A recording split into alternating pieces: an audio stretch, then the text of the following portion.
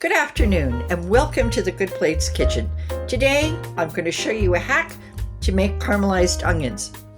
You can use caramelized onions for French onion soup. You can use it for putting it on your hamburgers. You can use caramelized onions on almost anything. They are just so delicious. And they're also kind of a hassle to make because after you slice them, you have to put them in the pan and then you have to watch them, make sure they don't burn, yada da yada da. It's just not worth it. Okay, well this hack makes it worth it. And here you could see I sliced a lot of onions. Okay, you can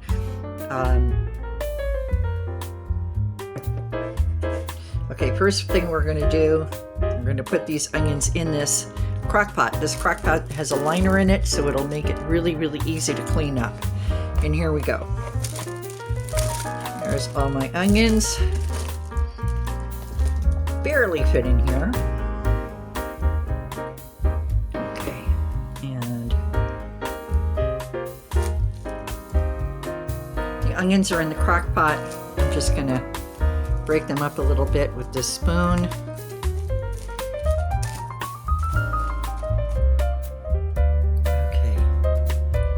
Then I'm going to add some butter. I keep my butter in a crock.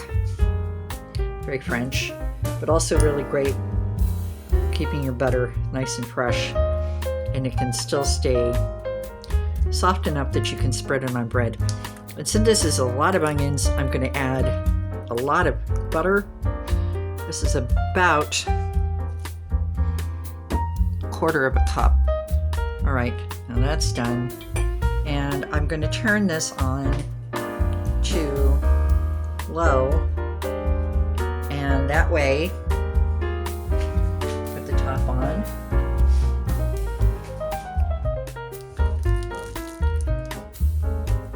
And we'll come back in a few hours and we'll have a check on them.